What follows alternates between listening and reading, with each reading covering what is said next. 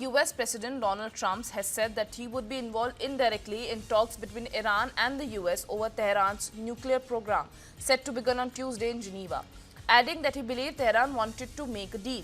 Tensions are soaring ahead of the talks, with the US deploying a second aircraft carrier to the West Asia. The US military is preparing for the possibility of a sustained military campaign if the talks do not succeed. Asked about the prospects for a deal, Trump said that Iran sought tough negotiations but learned the consequences of such a hardened stance last summer when the US bombed Iranian nuclear sites. Trump suggested that Iranians were motivated this time to negotiate.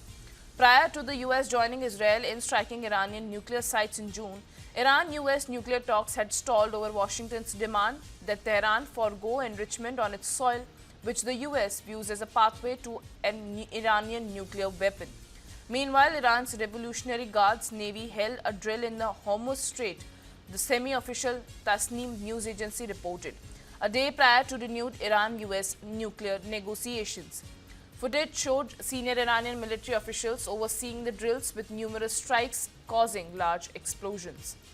The drill, named Smart Control of Hormuz Strait, aimed at testing the readiness of operational forces in the face of possible security and military threats.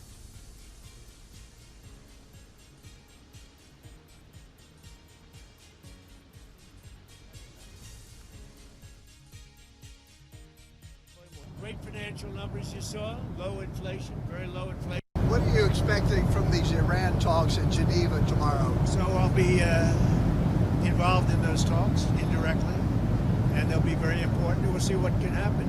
It's been typically, Iran's a very tough negotiator. They're good negotiators, or bad negotiators. I would say they're bad negotiators, because we could have had a deal instead of sending the B-2s in to knock out their nuclear potential, and we had to send the B-2s. I hope they're going to be more reasonable. They want to make a deal. Have you been told that a deal is next to impossible? No, I think they want to make a deal. I don't think they want the consequences of not making a deal. They want to make a deal.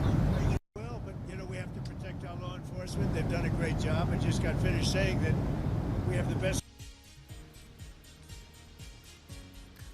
Well, looks like Trump is signaling that he would be indirectly involved, but second round of talks is all set to take place today in Geneva after talks were held in Oman last week.